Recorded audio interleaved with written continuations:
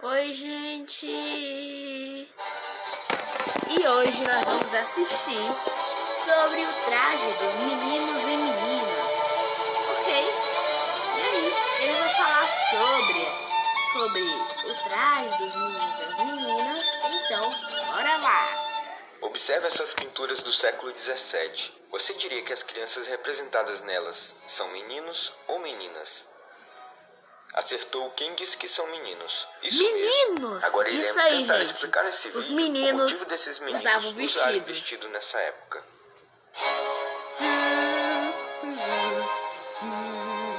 O conceito referente à infância é relativamente novo na história da humanidade. Somente no final do século XVI, a criança passa a ser olhada como um ser com características específicas a essa fase da vida. Porém, é no século XIX que a infância se constitui como uma categoria socialmente construída. Em cada período da história da humanidade, a sociedade privilegia mais uma idade do que a outra. A infância teria sido valorizada no século XXI.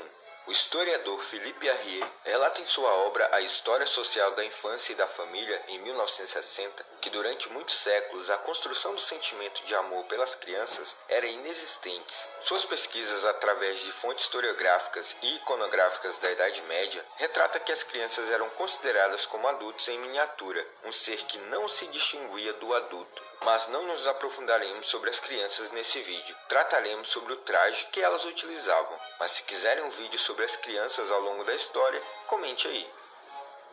Na França do Antigo Regime, o traje tinha uma grande importância. Muitas vezes ele representava um capital elevado. E quando alguém morria, tinha-se o trabalho de fazer o inventário dos guarda-roupas, como hoje faríamos apenas com relação a casacos de pele. As roupas custavam muito caro, e havia tentativas de frear, através de leis, o luxo do vestuário que arruinava alguns e permitia a outros dissimular seu estado social e seu nascimento. Na Europa, até o século XIV, todo mundo usava um vestido ou túnica, mas a túnica dos homens não era a mesma das mulheres. Geralmente era mais curta, ou então aberta na frente. Nos camponeses do século XIII, ela parava nos joelhos, enquanto nos nobres descia até os pés. Houve, em suma, um longo período em que os homens usavam um traje justo e longo, que se opunha ao traje drapeado tradicional dos gregos ou dos romanos. O traje longo continuava os hábitos dos gauleses ou orientais, que se haviam introduzido na moda romana dos primeiros séculos da nossa era. Ele foi uniformemente adotado tanto no Ocidente como no Oriente. O traje turco também teve origem na túnica longa. A partir do século XIV, os homens abandonaram a túnica longa pelo traje curto, até mesmo colante, para o desespero dos moralistas e dos pregadores, que denunciavam a indecência dessas modas, sinais da imoralidade dos tempos. De fato, as pessoas respeitáveis continuaram a usar a túnica longa, muito por causa da sua condição e status. Eram magistrados, estadistas ou eclesiásticos. Alguns nunca deixaram de usar o traje longo e o usam até hoje, ao menos em certas ocasiões, como os advogados, os magistrados, os professores e os eclesiásticos. Mas existia uma necessidade de separar de uma forma visível as crianças dos adultos. Assim, passaram a utilizar os trajes. A adoção de um traje particular à infância, que se tornou geral nas classes altas a partir do fim do século XVI, marca uma data muito importante na formação do sentimento da infância. Esse sentimento que constitui as crianças numa sociedade separada da dos adultos. Não devemos esquecer a importância que o traje tinha na França antiga.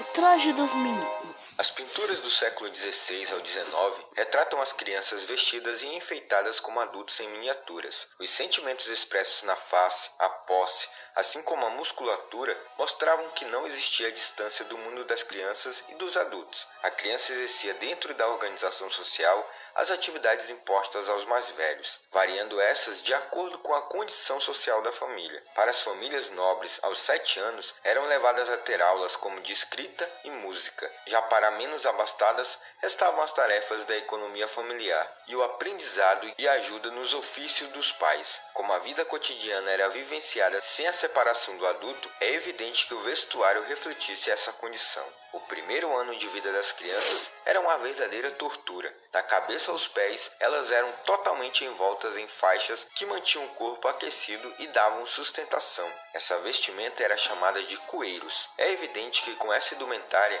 a criança estava impossibilitada de exercer as atividades que hoje é exercida por nossas crianças. Na Idade Média, as crianças vestiam-se indiferentemente em todas as idades, preocupando-se apenas em manter visíveis, através da roupa, os degraus da hierarquia social. Nada no traje medieval separava a criança do adulto. No século XVII, entretanto, a criança, ou ao menos a criança de boa família, quer fosse nobre ou burguesa, não era mais vestida como os adultos. Ela agora tinha um traje, reservado à sua idade, que a distinguia dos adultos. Esse fato essencial aparece logo ao primeiro olhar lançado a numerosas representações de crianças do início do século XVII. Podemos dizer que naquela época, a partir da infância, os meninos usavam uma espécie de vestido, e que só deixariam de usá-lo lá pelos 10 anos, quando começariam a exercer alguma atividade. As crianças da nobreza usavam um vestido comprido, mas era diferente do utilizado pelas mulheres, pois era aberto na frente e fechado ora com botões,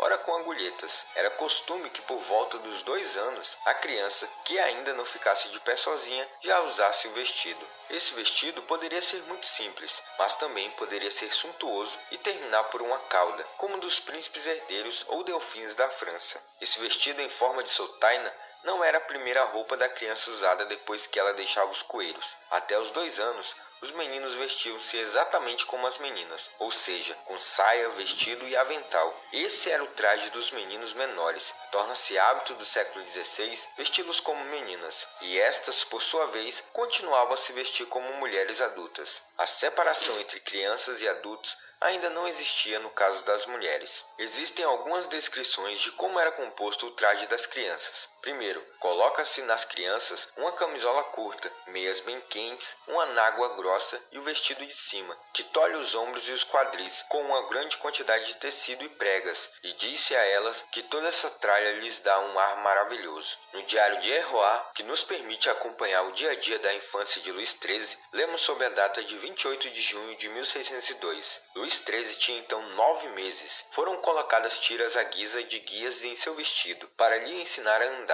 O mesmo Luís XIII não gostava que sua irmã usasse um vestido parecido com o seu. Madame chegou com um vestido igual ao dele, e ele a mandou embora com ciúmes. Enquanto os meninos usavam esse traje feminino, dizia-se que eles estavam de babador.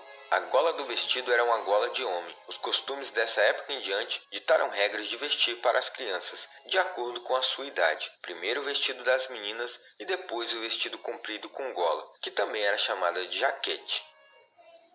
O Diário da Infância de Luís XIII também mostra a seriedade com que então se começou a tratar o traje da criança. A roupa tornava visíveis as etapas do crescimento que transformava a criança em homem. Essas etapas, outrora despercebidas, haviam se tornado espécies de ritos que era preciso respeitar. Por exemplo, em 17 de julho de 1602, foram colocadas as tiras de guias no vestido do Delfim. Eles a usaria durante mais de 2 anos, para que o auxiliasse a andar. Aos 3 anos e 2 meses, ele recebeu o primeiro vestido sem guias. O menino ficou encantado e disse ao capitão guarda: "Não tenho mais guias, vou andar sozinho." Alguns meses antes, ele abandonara o berço e passara a dormir numa cama. Era uma etapa. No seu aniversário de 4 anos, usou calças justas por baixo do vestido. E um ano mais tarde, em 7 de agosto de 1606, foi-lhe retirada a touca de criança. Ele recebeu o chapéu dos homens. Essa também foi uma data importante. Dizia-se que, agora que deixais vossa touca, não sereis mais uma criança. Começai a vos tornar homem.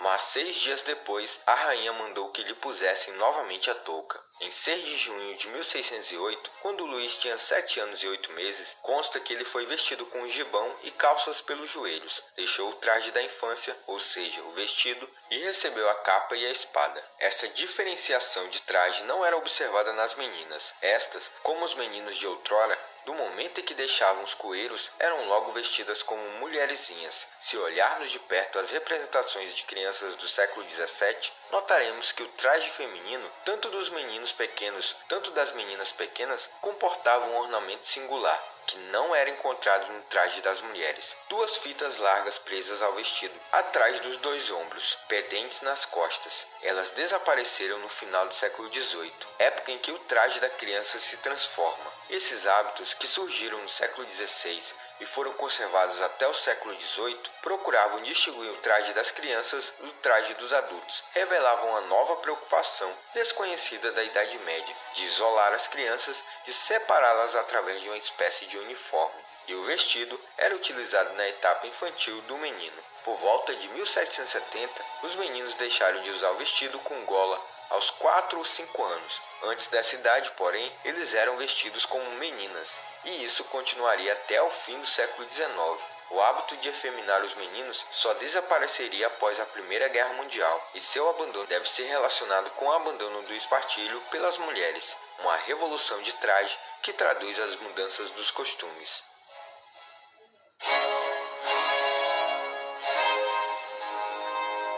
A regra geralmente aceita é que rosa é para meninos e azul para meninas. O motivo é que o rosa, sendo uma cor mais decidida e forte, é mais apropriado para meninos, enquanto o azul, que é mais delicado e gracioso, é mais bonito para a menina. O parágrafo acima foi publicado há 100 anos, em 1918, por uma revista de moda infantil americana, voltada para profissionais da área. A divisão de cores de meninos e de meninas é uma construção social recente. De acordo com os historiadores, 100 anos atrás, os bebês usavam vestidos brancos, independente do sexo da criança. Essas roupas brancas eram mais fáceis de serem mantidas limpas porque podiam ser fervidas. Além disso, era mais fácil trocar a fralda de um bebê de vestido do que com calças. E como era caro produzir roupas com tinturas, as cores eram destinadas às pessoas mais velhas e camadas nobres da população. Quando as cores foram introduzidas no vestuário infantil, tinham tons pastéis, mas não importava se era rosa ou azul.